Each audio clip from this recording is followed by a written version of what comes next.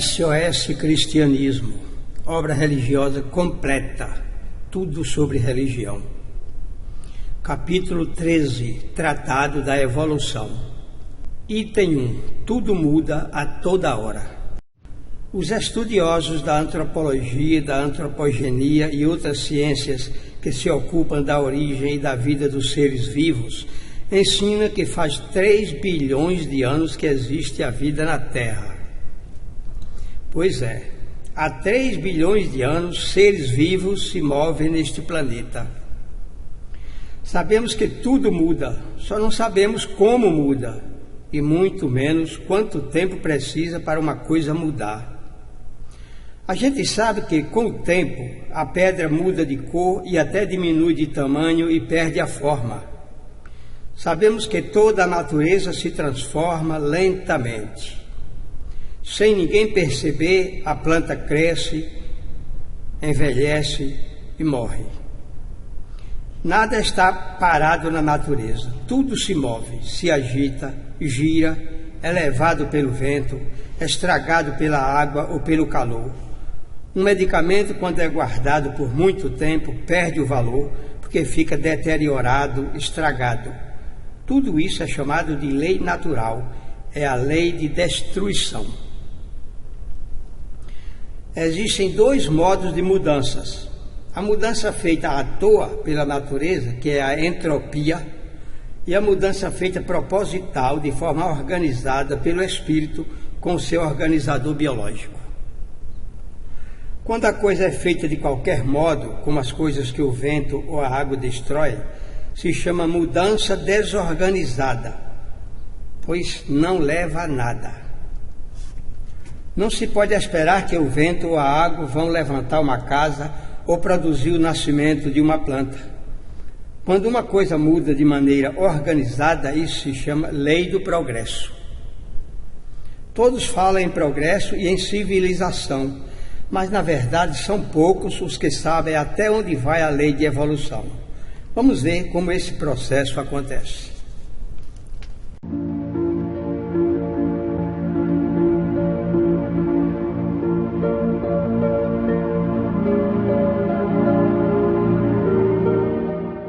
Item 2. O progresso da técnica. Quando falamos em civilização e progresso, grande parte das pessoas entende como o avanço da técnica as descobertas, as invenções e as regras de boas maneiras ou de comportamento. Se vestir bem, usar as palavras obrigado, desculpe, dê licença.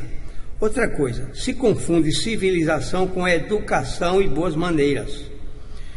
Na verdade, nem é uma coisa nem outra. Sim, até certo ponto se pode dizer que a invenção é progresso, mas apenas progresso da técnica.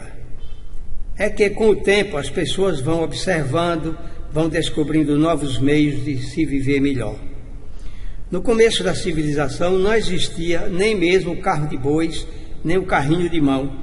Não existia o guarda-chuva, não havia a espingarda, nem talheres para se usar nas refeições. Não havia nem mesmo aqueles instrumentos rudes, toscos, como a enxada, a foice, o machado, a picareta ou o facão. Tudo isso foi criado aos poucos, com o tempo. A precisão que faz o ladrão, diz o povo. Se tudo era difícil, tudo era feito à mão, com dificuldade, pegando peso, tinha que encarar a chuva, o sol, a poeira, as feras do mato, as picadas de insetos.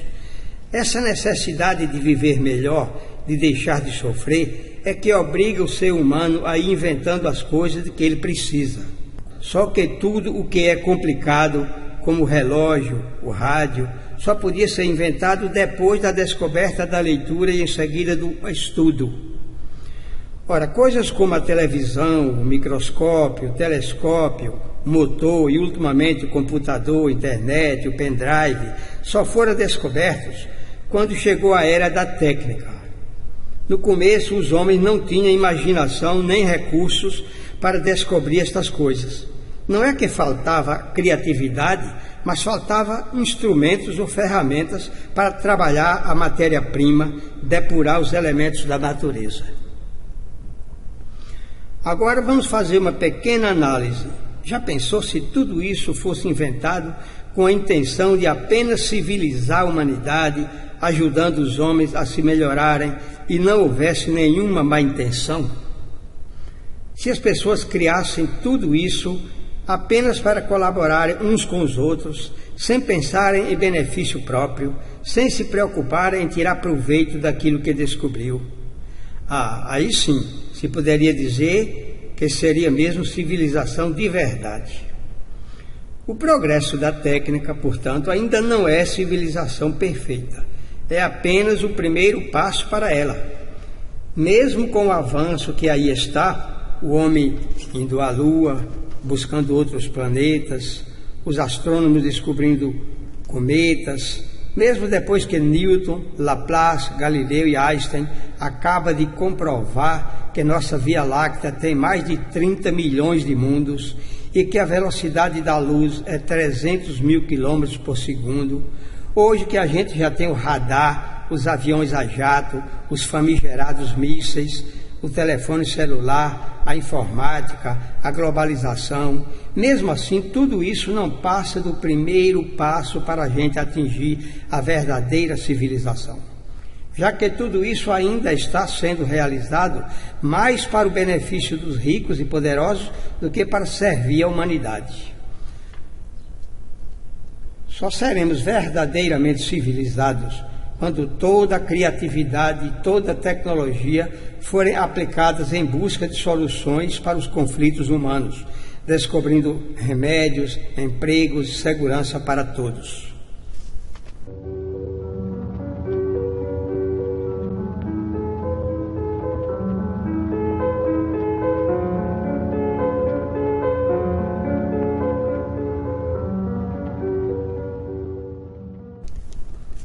Item 3.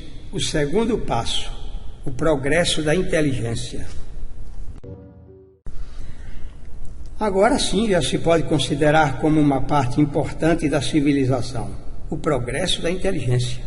Mesmo sabendo que muitos intelectuais, aproveitando-se de sua condição de superioridade, exploram seus irmãos menos favorecidos pela sorte, pois a inteligência sem a moral é perigosa. Porém, existem sempre intelectuais bem intencionados, menos egoístas, que procuram contribuir com o progresso. Sempre houve homens inteligentes em todas as épocas. Ainda faltava 3.500 anos para a chegada do Messias ao nosso planeta e nesse tempo já havia homens sábios. Há pessoas curiosas, mas ainda sem a luz do conhecimento, que ficam cismando diante desse mistério. Como pode, 500 anos antes de Cristo, nascem inteligências como Sócrates, Platão, Aristóteles, Arquimedes, Demócrito? Sim, e é mesmo para se pensar, pois naquele tempo tudo era muito cafona e rústico. De onde veio toda aquela ciência, toda aquela sabedoria?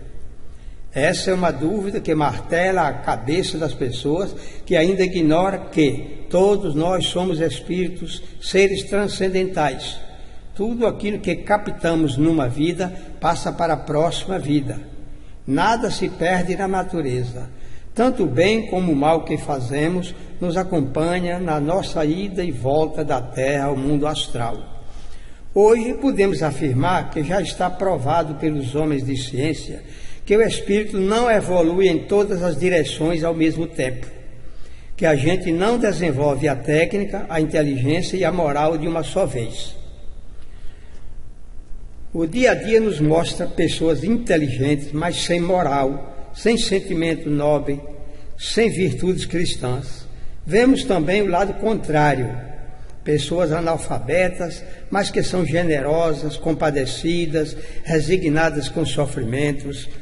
Pessoas que, agindo assim, matam de inveja muitos intelectuais. Pois como a sociedade não cresce em todos os sentidos de uma só vez, também o indivíduo, primeiro, desenvolve a sagacidade, a imaginação, em seguida vai educando, moldando a inteligência, e somente depois que cresceu em criatividade e em inteligência é que vai começar a crescer em moralidade.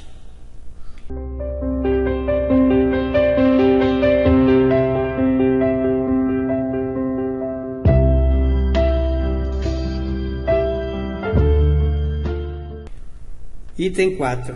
Devagar se vai ao longe. A história da humanidade está aí, nos mostrando esta verdade, não só com palavras, mas, acima de tudo, com fatos. Os homens imaginavam que qualquer coisa morta, objeto material sem vida, podia ser Deus, ou parte de Deus. Essa época foi passando, até que os homens já desconfiavam que coisa não era Deus, mas as plantas que crescem, dão flores e frutos, bem que podia ser Deus. Mas também isso passou.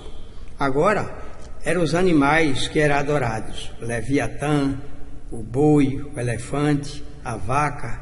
Séculos se passaram e chegou a vez dos deuses humanos, agora os grandes filósofos, profetas do passado. Mas o plano espiritual está de olho, vigiando e orientando as ações dos homens. Cada vez que a humanidade se civiliza um grau, o Espírito Santo, entre aspas, envia um missionário para cá, para nos trazer um pouco de conhecimento. Dessa vez pintou do céu um homem sábio, hebreu, mas iniciado no Egito por nome Moisés, para ensinar aos hebreus a verdade da unicidade de Deus. Quer dizer, Moisés veio com a missão de obrigar os hebreus a entenderem que Deus é um Espírito único, que não se divide.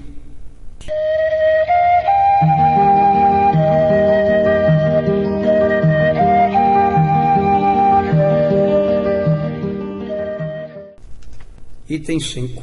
A crença na Trindade de Deus. Os hebreus receberam o ensino de um enviado de Deus, Moisés, mas não conseguiram largar a mão da ideia da Trindade divina, pois essa crença era moda, e a gente sabe que moda pega. Foi desse jeito que o trinitarismo passou do judaísmo para o cristianismo. Também a crença de que Deus pode se tornar homem, nascendo na terra, tornando-se Deus e homem. Somente quando a humanidade estava um pouco mais avançada, é que o próprio Jesus desceu até aqui para nos ensinar algumas novidades. Depois que Jesus veio à Terra, houve um retrocesso, uma volta ao paganismo, porque o mundo precisava ser provado com uma apostasia. Essa questão de revolução é realmente complicada, pois a experiência tem mostrado que a guerra produz a paz e o escândalo motiva a virtude. Para a humanidade subir um passo na civilização e no conhecimento, é preciso que antes aconteça uma catástrofe que abale e sacuda os alicerces da política e da religião. Assim, foi abrindo picada para novas verdades, novos conhecimentos de ciência, quando nasceram os sábios Charles Darwin, Herbert Spencer, Antoine von Mesmer, Allan Kardec, Leon Denis, Gabriel Delany, Camille Flammarion, Emmanuel Swedenborg e outros que foram mandados do céu para ajudar a humanidade a se libertar da opressão da religião do império. Esses homens sábios vieram a explicar mistérios ignorados pela Igreja, como a figura de Adão e Eva, a história do mundo feito em 6 dias, a lenda de um Deus que se faz homem e outras. Os mitos ensinados antes de Cristo por Aristóteles, confirmados por Ptolomeu e mais tarde pelo teólogo Tomás de Aquino, esses mitos caíram quando mais verdades foram trazidas por Newton, Galileu, Laplace e ultimamente por Albert Einstein. Também o humanista Erasmo, o filósofo Auguste Comte, o irreverente Voltaire, o filósofo Kant e os religiosos Bossuet, Lacordaire, Lamennais, Fenelon abriram o caminho para Allan Kardec nos trazer a interpretação racional da Bíblia. Bem, do mesmo modo como a astronomia moderna derrubou as lendas de Aristóteles e Tomás de Aquino, as pesquisas e experimentações do gênio da educação, Kardec, e a descoberta do magnetismo por von Mesmer vieram explicar o que significa as passagens obscuras e inteligentes da Bíblia.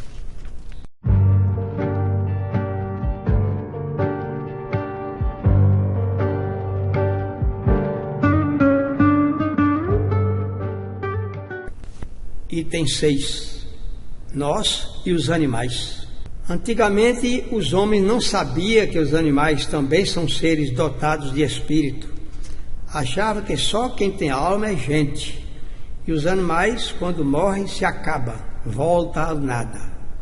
Até nos dias de hoje se vê como os animais são abatidos para o consumo humano ou sacrificados de modo cruel, sem nenhuma necessidade às vezes só para satisfazer o gosto da violência do homem. Principalmente pessoas ainda brutas, estúpidas, pensam que animal não tem sentimento e não é criatura de Deus. Os judeus e outros povos pagãos matavam animais para queimar como sacrifício, achando que seu Deus gostava de cheirar fumaça de carne de animais que eram queimadas vivas em cima de fornos.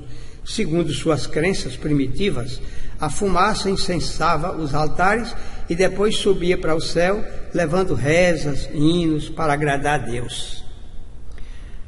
Hoje, graças ao progresso, os animais já começam a ser respeitados e considerados como nossos irmãozinhos inferiores.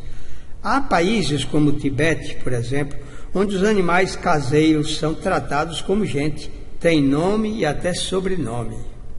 Infelizmente, esse costume do Tibete é mais por superstição que por convicção, uma vez que eles ainda ignoram que os animais são inferiores aos homens no grau de evolução, mas em tudo mais são iguais a nós. Sentem dores físicas, têm sentimentos de medo, raiva, ciúme e também possuem faculdades anímicas ou talvez mediúnicas, como vidência. Eles veem almas, assim como nós vemos. A fisiologia e a parapsicologia, desde o século XVIII, vem fazendo experiências nesse sentido, e hoje sabemos que existem algumas espécies de animais que até são capazes de aprender a ler ou fazer contas. Na parte fisiológica, todos podemos perceber como os animais são em tudo iguais a nós. Sentem fome, precisando se alimentar para sobreviverem, têm sede, necessitando da água para abastecer o organismo, têm a sexualidade para se reproduzirem através do contato sexual, assim como nós. Nascem, crescem, reproduzem através do contato sexual, assim como nós. Ficam velhos e morrem do mesmo modo, seguindo o mesmo processo dos homens. Não vêm ao mundo de forma diferente de nós, mas por um processo idêntico, pois são gerados no ventre de suas mães por meio de um óvulo e uma célula. Sentem susto, se emocionam, têm um instinto de autoproteção, percebem que estão grávidas, as fêmeas, e se previnem ajeitando o berço do seu futuro neném, respira também por meio do aparelho respiratório, etc. Custou muito, mas chegou o tempo de se conhecer que os animais são criaturas de Deus, são seres inteligentes. Devido ao atraso e aos preconceitos dos homens, até há pouco tempo não se podia dizer essa verdade, pois a humanidade ainda se achava privilegiada, julgando que somente o ser humano é filho de Deus e o resto, os animais e as plantas, são objetos, coisas sem importância. Tudo que existe é criado por Deus, tenha espírito ou não, tudo tem a sua origem em Deus. Toda a natureza é divina e precisa ser respeitada. Nenhum homem inteligente, racional, desfaz de um ser que tem vida. Se nós já fôssemos um pouco mais civilizados, já teríamos abandonado o costume de comer carne e deixado de sacrificar animais. Na verdade, o que ainda se faz com os nossos irmãozinhos inferiores é uma selvageria, uma crueldade, pois um açougue é um dos lugares onde se pode ver o grau de atraso que ainda estamos vivendo. A lei de evolução existe para isso, para mostrar como o Criador cria tudo em igualdade de origem. Nós, homens, também fomos criados em situação igual aos animais. Não fomos criados neste planeta Terra, e sim noutros mundos primitivos, atrasados, e só depois que se passaram alguns séculos ou milênios é que viemos renascer na Terra. Também essa mesma realidade pode acontecer com os animais. Agora, eles ainda passam por essa fase de atraso, mas pode ser que Deus tenha um plano superior, tenha o objetivo de colocar os animais no nosso caminho para que a gente, domesticando e aprendendo a conviver com eles, esteja ajudando a evolução deles. Nossa obrigação é zelar, amar e cuidar bem dos nossos irmãos, os animais, do mesmo modo como estamos aprendendo a cuidar uns dos outros. A evolução é justamente a lei divina que cuida desse segredo. Tudo começa de baixo e vai subindo, subindo, e por seus esforços e sofrimentos, um dia chegue ao grau máximo de civilização, de adiantamento. Deus cria os espíritos e dá a eles a liberdade de subirem na vida, passando por todos os degraus da escada da evolução, até alcançar o alvo, o objetivo, que é a perfeição. Jesus nos ensina dizendo: sejam perfeitos como é perfeito meu Pai. Nada é criado perfeito. Tudo é criado por Deus, imperfeito e sem inteligência. Há milhões de anos fomos criados por Deus e só agora é que já estamos com um pouquinho de inteligência. Mas ainda faltam alguns séculos para a gente ser perfeito. Os animais devem ter sido criados com o mesmo objetivo de atingir a perfeição, a mesma perfeição que nós esperamos alcançar. Cada vez que se vem à Terra e sofre um pouco mais, se volta com um pouquinho a mais de sabedoria. Quando descemos mais uma vez à Terra, trazemos essa sabedoria, essa experiência que aprendemos aqui, pois é aqui que o Espírito tem que aprender tudo o que é preciso para ser perfeito. Todos vivem iludidos com o vai e vem da vida, julgando que está aqui pela primeira vez, e chega até o ponto de duvidar, questionar que já esteve aqui.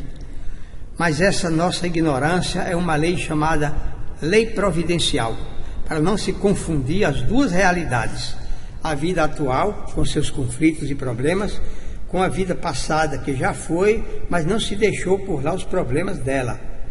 Se a gente vem para cá recordando o passado, ao invés de ajudar a solucionar os conflitos atuais, só pode atrapalhar e tornar a vida um inferno.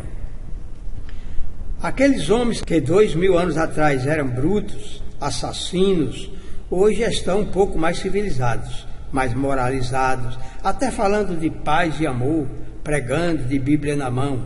Aqueles que 2000 anos atrás já estavam buscando as verdades religiosas, hoje estão mais avançados no caminho das ciências e começando a entender as leis de Deus. E aqueles que agora estão sábios, lá para o século 25, já deverão estar saindo desse planeta de volta à casa do Pai, que é o plano espiritual maior.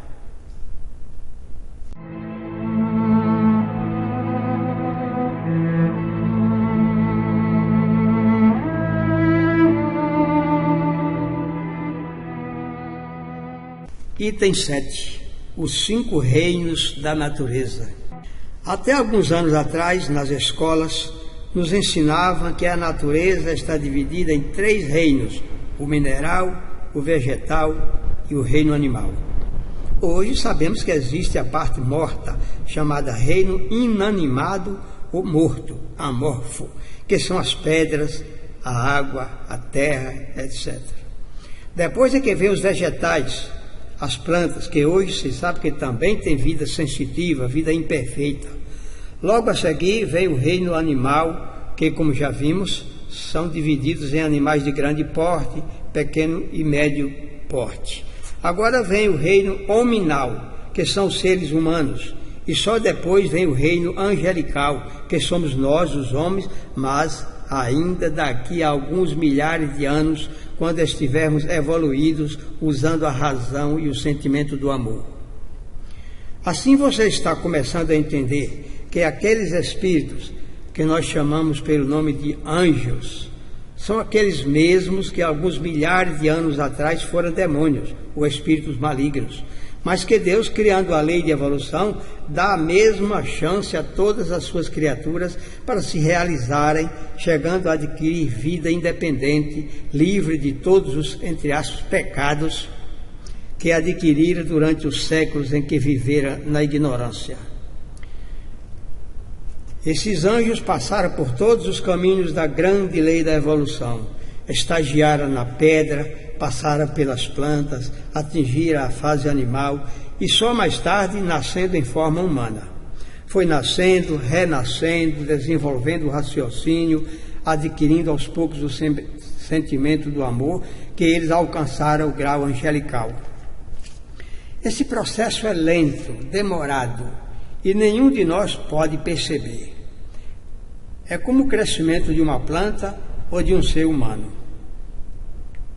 Até mesmo para essa verdade entrar na cabeça de alguém, é preciso que esse alguém seja um sujeito que já está curtindo novidades, que esteja iniciando o estudo das verdades esotéricas ou fechadas. Lembra quando Jesus nos disse: nada do que agora é oculto ficará eternamente oculto? Quer dizer, todos os mistérios e segredos um dia serão descobertos e conhecidos. É só uma questão de tempo. 200 anos atrás, quase ninguém sabia dessas coisas. E agora, no início do século XXI, a humanidade já pode ter acesso a essas verdades. E tudo isso graças à lei de evolução. Aqueles chamados justos no Velho Testamento, como Noé, Abraão, Davi, Daniel, Elias, Eliseu, por exemplo, renasceram, pelo menos alguns, no primeiro século, e foram discípulos de Jesus.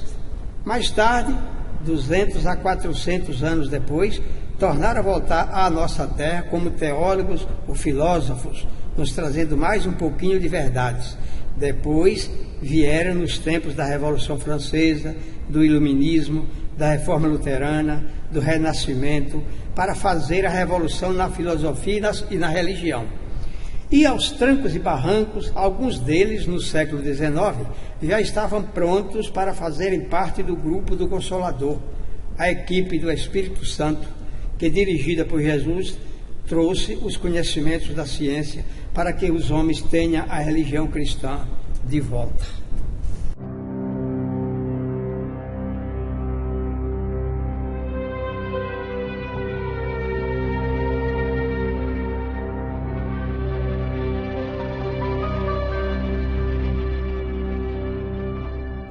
Item 8. Os 5 tipos de mundos. No século XIX, século das luzes, quando o nosso mundo foi iluminado por uma claridade sem igual, onde um feixe de novas verdades e novos conhecimentos vieram do céu para fazer com que os homens dessem um grande passo na sua evolução, Allan Kardec foi informado de que existem 5 espécies de mundos criados por Deus. Há milhões, talvez, de planetas inferiores, onde existem apenas a infância do espírito, a ingenuidade, onde os espíritos começam as suas primeiras experiências. São mundos infernais, atrasados, submundos. Existem planetas ou mundos de expiações e provas, onde os espíritos já vêm com a forma corporal e os sentimentos um pouco desenvolvidos, como a Terra, que é um desses planetas. Existe outro imenso grupo de mundos chamados de regeneração, onde já existe uma civilização adiantada. Há os mundos felizes, onde espíritos que já expiaram suas faltas podem gozar de paz e relativa felicidade. E, por último, há os mundos celestes, que são chamados de céus. Viemos passando por todos estes mundos, nos purificando de umas faltas, enquanto cometemos outras. Cada tipo de mundo nos oferece mais oportunidade de adquirir experiência, crescimento em todas as direções. Começamos nos primeiros mundos, simples e ignorantes, sem consciência do que fomos, sem compreender de onde viemos e o que temos que fazer aqui, sem entender a finalidade da existência e sem saber se tudo se acaba com a morte ou se a vida continua. No início só temos o instinto como guia e somos protegidos e assistidos permanentemente pela bondade de Deus, que como Pai nos assiste em nossa caminhada por meio do determinismo da grande lei, que é uma maneira secreta com que Deus conduz as suas criaturas inocentes no caminho longo da evolução. Do mesmo modo como um pai e uma mãe guiam carinhosamente a criança, segurando-a pela mãozinha, ensinando as coisas, tirando os obstáculos do caminho por onde ela vai passar, assim acontece com todos nós. Deus nos conduz com imenso amor e com todo esse cuidado, até que a gente adquira o livre-arbítrio, a razão, para poder se conduzir pelo caminho da vida por sua própria conta. Você está percebendo como tudo na vida depende da evolução, a religião, a política, a ciência. Na religião, nós passamos do totemismo e do vodú para o candomblé, depois do candomblé para crenças politeístas e trinitaristas. De Zeus, Diana e Hermes, mudamos para Jeová. Pouco depois, adoramos Alá e o Deus poderoso, todo-poderoso da Igreja, até que hoje, grande parte da humanidade já pode entender que Deus não é nada disso. Deus é energia positiva, é o ser absoluto, é a causa primária de todas as coisas. Deus é o ser cósmico, universal, que não possui forma, nem é coisa, nem pessoa como nós. Deus não pode ser compreendido, afinal, pelas suas criaturas. Evoluiu também a ideia de religião. Quando os homens ainda eram muito brutos, acreditava que rezas cumpridas, cultos externos, rituais, liturgias e outras práticas desse gênero é religião. Hoje sabemos que religião é coisa positiva, objetiva, cidadania, trabalho, ideias racionais, ajuda mútua, caridade, perdão, boa política com democracia, respeito aos direitos humanos e conhecimento das ciências. Isso é religião. Qualquer religião hoje que quiser continuar pregando sacramentos e liturgias, em vez de meter a mão na massa, se atualizando e participando da vida do povo, é candidata ao fracasso. E logo nos próximos anos vai ter que mudar de posição e entrar na linha do cristianismo do Cristo, ensinado pela doutrina espírita.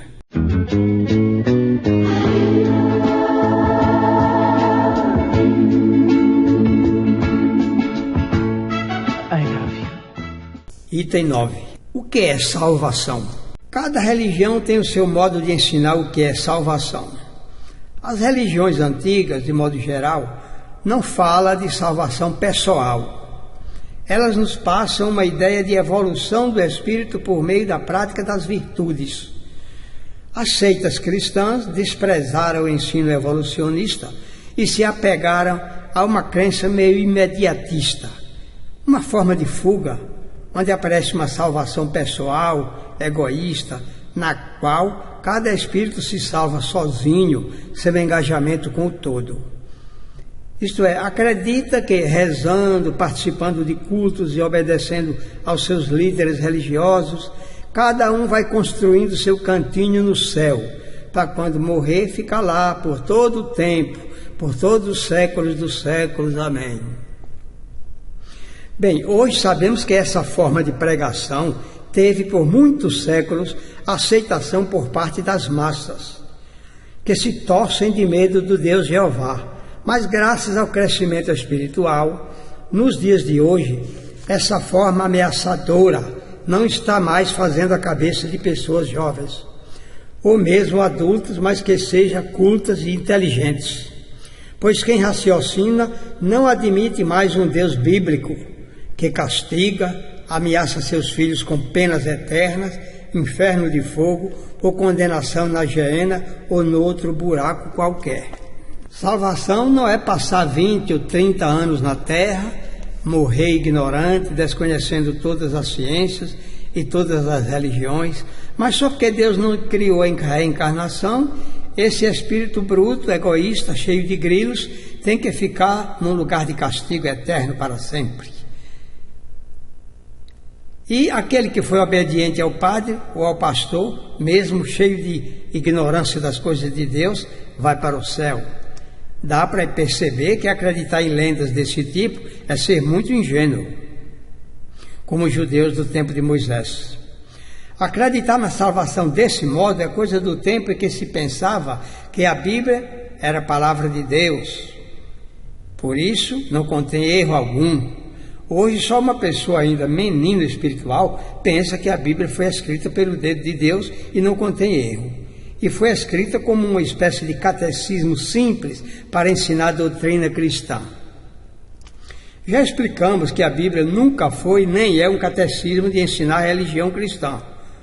A Bíblia é uma lista ou relação de livros antigos, confusos, narrando histórias figuradas por comparação, que somente quem já se preparou para isso pode compreendê-las, conforme vimos no capítulo 2 da nossa obra.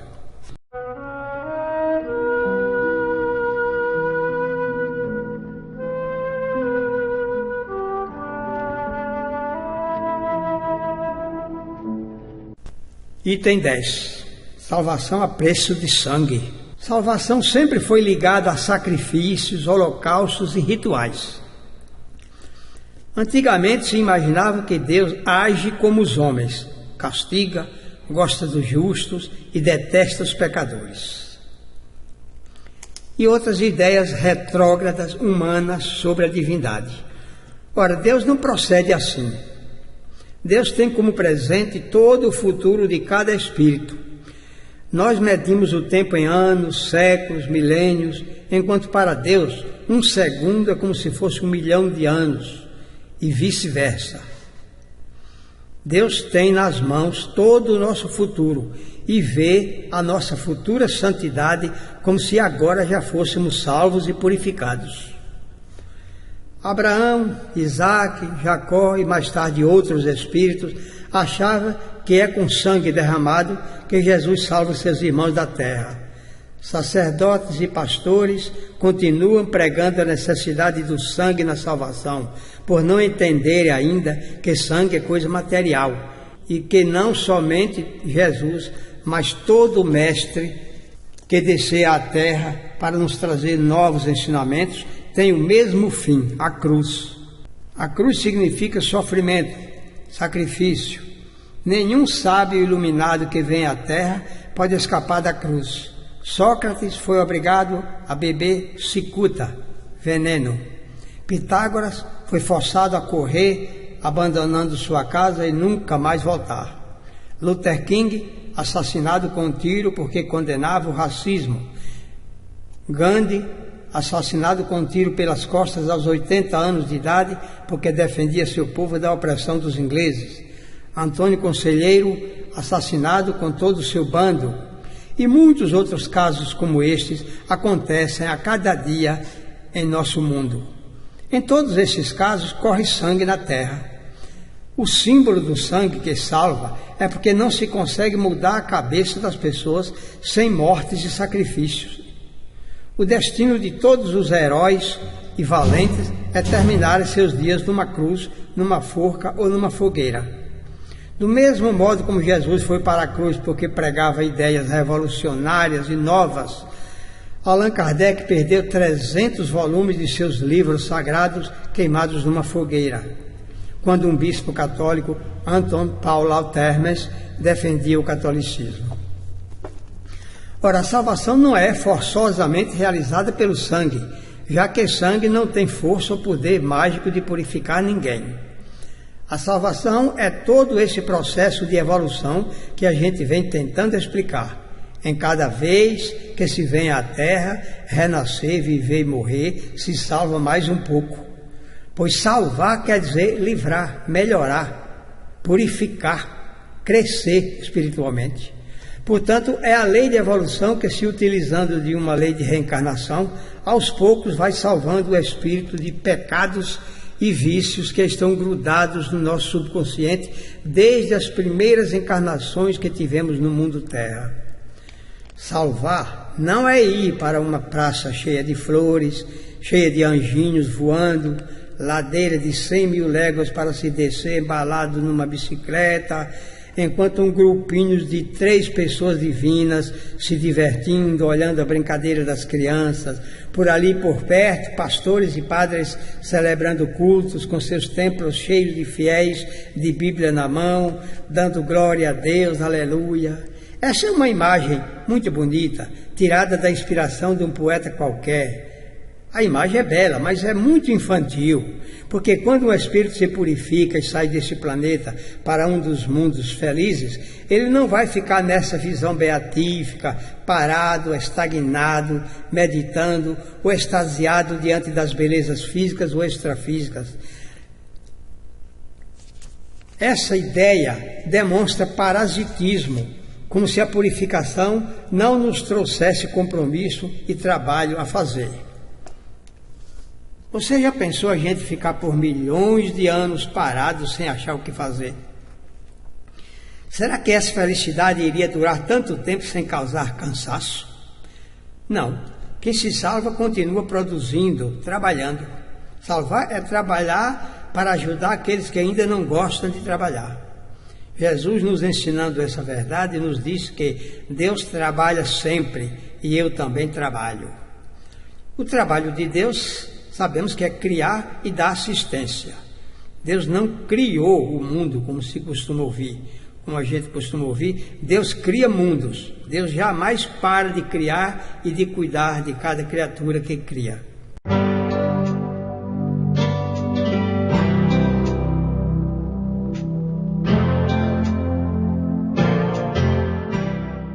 Item 11. A moral fica sempre por última. Mas o que é moral? Moral ou respeito é quase a mesma coisa.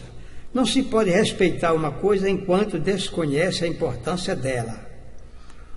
Como respeitar as leis de Deus antes de entender essas leis? A moral é a reforma íntima. É quando se começa a entender do porquê da vida. É quando se começa a cansar das promessas do mundo e começa a buscar coisas mais seguras, mais estáveis. É caindo e levantando, tropeçando, que se aprende a respeitar a natureza. Ninguém aprende nada sem sofrer. Infelizmente, sempre foi assim. A criança não leva a sério o conselho do adulto. Ela prefere passar pela sua própria experiência. Não adianta ao lado você dizer para o adolescente, por exemplo, que o cigarro ou o álcool é perigoso. Ele prefere acreditar na experiência dele mesmo, nem que ficando viciado e dependente da droga. É a experiência própria, as repetições de centenas de vezes que nós passamos pelas ilusões do mundo terra que vai nos conduzir à verdade. É depois do cultivo intelectual que começamos a cultivar a moral. E quando desenvolvemos a inteligência, esse mesmo conhecimento vai nos levar ao conhecimento das leis divinas. O processo é perfeito. Adquirindo a técnica, o avanço na técnica nos conduz ao desenvolvimento da inteligência e quando nossa inteligência se amplia, nos ajuda a conhecer as coisas de Deus. Mas aqui há um caso meio complicado para os homens leigos em filosofia espiritualista. A presença de intelectuais sépticos, descrentes, rebeldes, inconformados, que parecem nunca entenderem de Deus. Como entender isso?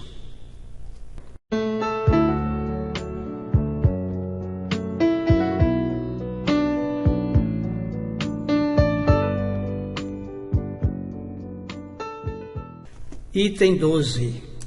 Reminiscência e transição filosófica.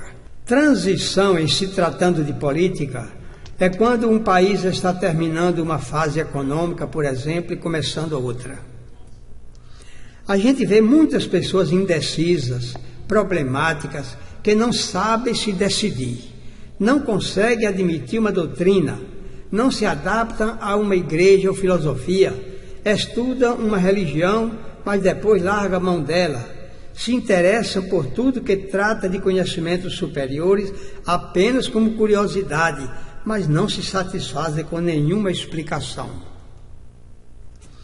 O que é isso? Como entender os rebeldes e insatisfeitos? Como levar esses espíritos ao conhecimento do cristianismo? Sábios como Nietzsche, o filósofo alemão que escreveu O Anticristo, A Maldição do Cristianismo, Voltaire, o francês rebelde, Tolstói, o russo herege, que teve a ousadia de discordar das verdades do credo apostólico, que coloca Jesus como Deus. O que fazer com o barão de Itararé, com o roqueiro Raul Seixas, que tirava sarro de papas, religiões e ria da cara até de Krishnamurti? Pessoas como John Lennon, Guerra Junqueiro e tantos artistas criativos, autodidatas, que quebram o pau se rebelando contra as tradições e as crenças, é comum na história geral. É que esses espíritos estão passando por uma transição filosófica. Num passado próximo, eles teriam iniciado o conhecimento superior, mas resolveram adiar a iniciação religiosa, enterrando seus talentos. São aqueles dos quais Jesus ensina dizendo: muitos dos primeiros serão os últimos. Espíritos como o sonetista português Antero do Quental e o poeta filósofo Augusto dos Anjos, que demonstra nas entrelinhas um conhecimento intuitivo de verdades transcendentais e, no entanto, não aceita as religiões dogmáticas com suas verdades fabricadas. Esses espíritos são superiores em conhecimento aos mestres das religiões que eles rejeitam. Não aceita, se rebela justamente porque tem dentro de seu íntimo, no mais recôndito do ser, a intuição de uma verdade maior. Por isso não pode admitir doutrinas baseadas nas lendas medievais. Alguns desses espíritos, durante o período negro da Idade Média, teriam sido queimados por se rebelarem contra o credo de Constantino e as teologias de Tomás. Mas o pior é que os espíritos, ao passarem por essa fase, costumam cometer suicídio, por não suportarem o peso da pressão que vem de dentro, ao sentirem reminiscência dos tempos em que eram obrigados a ferro e a fogo a obedecer às autoridades religiosas. Precisamos apresentar a essas pessoas os novos conhecimentos, recentemente, que vieram trazidos do mundo espiritual maior pela revelação espírita. Quando espíritos rebeldes, insatisfeitos, abrem um livro da nova revelação, um mundo novo se abre perante eles. E num abrir e fechar de olhos, sua reminiscência vai longe, buscando recordações de um passado não muito distante, quando essas doutrinas faziam sua cabeça, mas a semente foi atirada à margem do caminho, sendo comida pelos pássaros. Precisamos também agir com cuidado com o tratamento de desobsessão, pois às vezes espíritos obsessores se aproveitam de situações como essas para tentarem inocular o seu veneno, a ideia do suicídio, como aconteceu com muita gente importante, Judas Iscariotes, Marilyn Monroe, Santos Dumont, Camilo Castelo Branco, Hitler, William Somerset, Getúlio Vargas e muitos outros. Quando essa transição ataca uma pessoa, tudo de ruim pode acontecer. Acha que a existência é sem graça, acha que não está vivendo, que a vida não é isso, que Deus ou não existe ou é injusto. Ora, sabemos que ensinos religiosos velhos, rançosos, antiquados, trazem revoltas aos espíritos adiantados. E muitas vezes esses ensinos são culpados pela descrença de certas pessoas. Nenhum de nós está livre de cair num estado desse. Aproveitemos os talentos que Jesus nos entrega, pedindo que a gente coloque a juros. A qualquer momento, Jesus pode nos cobrar juros de 100%. A transição filosófica é uma dívida contraída quando não se decide pôr em prática a caridade, adiando a prática do cristianismo. Nietzsche ao amaldiçoar o cristianismo, não cometeu nenhuma blasfêmia, apenas um grande equívoco, quando imaginava que aquele cristianismo era o cristianismo do Cristo. Na verdade, Nietzsche amaldiçoava o cristianismo dos vigários de Cristo.